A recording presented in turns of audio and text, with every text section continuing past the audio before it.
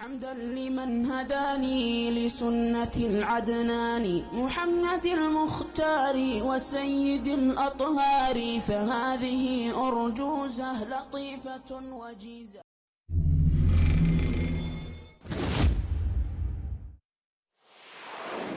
Assalamu alaikum wa rahmatullahi wa barakatuh. Muito boa tarde, boa noite, bom dia, dependendo em que momento que você vai acompanhar essa nossa aula sobre o processo de crucificação de Cristo. Esse processo que temos vindo a falar, abordar, a analisar, a refletir acerca deste assunto. Portanto, hoje, mais uma vez, nós vamos abordar sobre esse mesmo tema, que é agora a história da crucificação entre as nações pagãs. Será que a história da crucificação existia antes de Cristo? Ou o Cristo, ou com os narradores, os escritores dos evangelhos foram primeiros a falar sobre a crucificação? Será que o Cristo foi a primeira pessoa atribuída à divindade? Antes dele não havia outras pessoas que foram atribuídas, à divindade? Ou será que Cristo foi a única pessoa na história que foi dito que venceu a morte, morreu e depois ressuscitou? Será que foi a única pessoa ou não? E a outra questão, será que foi Cristo a primeira, pelo menos primeira ou a única pessoa que ressuscitou de morte e depois foi elevado para os céus, de acordo com os seus seguidores? Vamos ver historicamente sobre essas narrativas, essas lendas que foram narradas muitos anos antes de Cristo. Por isso, o nosso tema hoje é a história da crucificação entre as nações pagãs. Por isso, quando Paulo afirmou que a crucificação de Cristo era a redenção do pecado, ele não estava falando de sua própria autoria ou a sua própria criatividade, mas sim copiando uma antiga doutrina que havia sido transmitida pelos pagãos muito antes de Cristo. Ou seja, como nós sabemos, o maior defensor da crucificação e da salvação na crucificação é o Paulo. Então, quando Paulo inventou essa história de crucificação e de ser perdoado os pecados da humanidade através desta crucificação, isso não era algo novo, meus queridos. Não é nada novo. Eram histórias semelhantes que eram contadas pelos pagãos muito antes de Cristo. Realmente, os escritores de evangelhos relacionaram muito, escreveram muito os acontecimentos da crucificação de Cristo. Isso de acordo com o quê? Conforme decidido por Paulo, de acordo com a opinião, ou com visão, ou com a crença, com a dogma, com o projeto paulista. E o que circulou entre o povo a respeito da crucificação de Cristo. Ou seja, portanto, os escritores dos evangelhos escolheram duas fontes fundamentais para passar, para escreverem no Evangelho do Novo Testamento, que é narrativas narrativas populares, ou seja, narrativas que eram narradas pelas pessoas, pelo povo, histórias que eram contadas entre eles, e a versão do Paulo.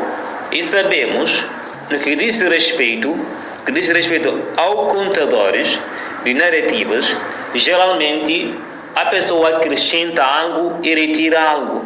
E sobretudo, como nós sabemos, Paulo, como falamos na aula passada, Paulo foi rejeitado por muitos apóstolos de Cristo, por muitos apóstolos de Cristo. Por que eles rejeitaram? Falamos isso na aula passada. Se quer ouvir isso, é só voltar à aula passada. Ok? Então, dali Paulo não estava inventando uma coisa nova. Parece que está muito parecido, que foi copia-colé. E esse copia-colé dele, que os cristãos, aliás, os escritores dos evangelhos acabaram de pegar e escreverem, passarem no Novo Testamento. Talvez a semelhança mais clara com a história de Cristo seja o mito do Deus da Babilônia, Baal, que é de nome de Baal. Duas tábuas arqueológicas que datam do século IX antes de Cristo, século IX antes de Cristo, ou seja, 900 anos antes do Cristo. Essas duas tábuas foram recentemente descobertas e contêm uma história completamente semelhante à que os cristãos contaram sobre a crucificação e julgamento de Cristo.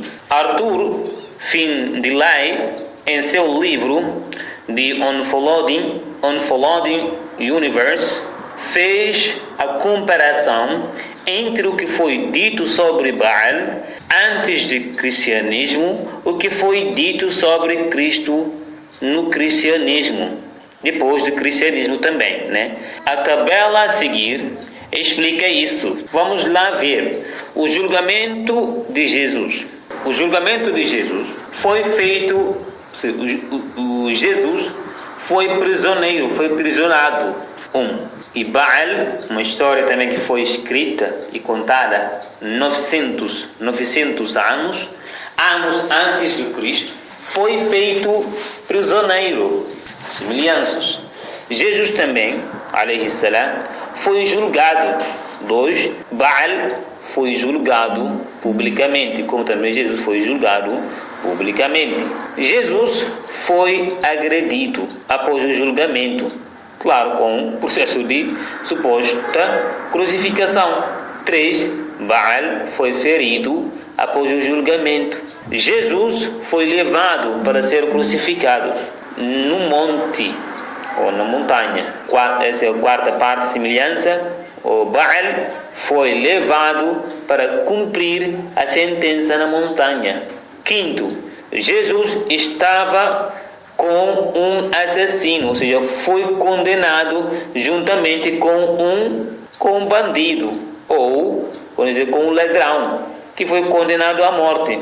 E Pilatos nomeou Jesus, preferiu que Jesus fosse morto. Como de costume, todos os anos, pessoas condenadas à morte, pelo menos uma pessoa tinha que ser perdoado.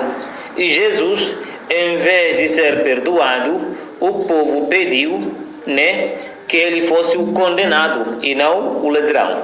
Mas por isso disse aqui, mas os judeus pediram o perdão do ladrão e a execução de Jesus. Também havia o Baal havia culpado Baal ao lado de uma outra pessoa também que foi condenada à morte. Curiosamente, o Baal foi executado, enquanto que o outro ladrão, que o outro bandido, foi perdoado.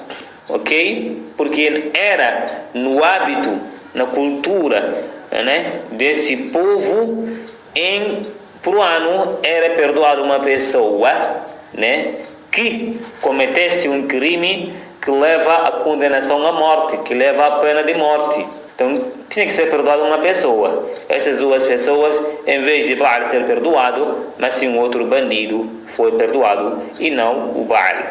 Após, isso é agora a sexta combinação, sexta semelhança. Após a execução da sentença contra Jesus, a terra tremeu e o céu ficou nublado. Tudo escureceu. Após a execução da sentença contra Baal, escureceu-se muito, escureceu-se muito e houve muitos trovões e o povo ficou confuso, ficou com medo. Os soldados, essa é a sétima semelhança, os soldados guardavam o túmulo de Jesus para que os seus discípulos não roubassem o seu corpo. E Baal foi guardado em seu túmulo para que os seus seguidores não roubassem seu corpo. Maria Madalena e outras mulheres, outra Maria, sentaram-se junto ao túmulo de Jesus, chorando por ele. 8, essa é a oitava semelhança.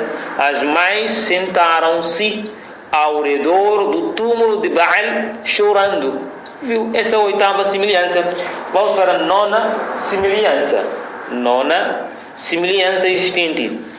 Jesus ressuscitou do túmulo num domingo, também no início da primavera, e subiu ao céu. Nona semelhança, Baal ressuscitou dos mortos, venceu a morte também, até foi por meio de Jesus, e voltou à vida com o início da primavera, e ascendeu aos céus. Viram? Será que nós vimos semelhanças que existem nessas duas narrativas? Veja só essas narrativas. As duas, se fosse para dizermos quem é que roubou de outra pessoa, quem é que fez copia-colé, quem é que copiou de outra pessoa, ou será que são semelhanças tão semelhantes assim? Ou a segunda história foi copiada da primeira história? O segundo suposto acontecimento foi copiado do primeiro acontecimento.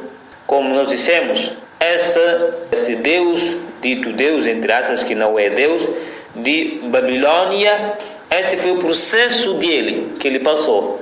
Semelhante exatamente o processo dito que Jesus também passou.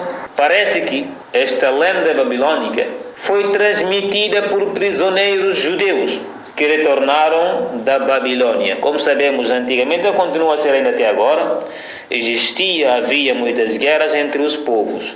Então, quando aconteciam essas guerras, havia um povo pegava, prisionava soldados do outro povo. Isso aconteceu com os judeus, foram prisionados na Babilônia. Então, quando foram libertados de Babilônia e voltaram para seu país natal, trazeram consigo essas lendas, essas histórias, que depois, provavelmente, através dessas pessoas, desses prisioneiros, foram passados para o cristianismo. Então, muitos dos detalhes da história da crucificação são semelhantes aos detalhes contidos em histórias pagãs semelhantes. Mateus mencionou vários eventos estranhos que acompanharam a morte de Cristo, onde ele disse: e na hora sexta, ou seja, 6 horas, houve trevas sobre toda a terra, até a hora nona, ou seja, até 9 horas. Pode ser 9 horas no nosso horário, pode ser também não, mas eram momentos que eles chamavam assim, até a hora nona. Ora, eis o que o véu do templo rasgou-se em 2, de alto e abaixo, a terra tremeu, as rochas partiram-se e as sepulturas abriram-se. Mateus 27, 45, 53. Isto foi transmitido pelos cristãos desde o paganismo, ou seja, esses acontecimentos, semelhanças tão semelhantes como estes, dão-nos impressão, entendimento claro que essas narrativas são as mesmas narrativas. É que o segundo narrador copiou da primeira narrativa. Paganismo, antiga, exemplo, um dos historiadores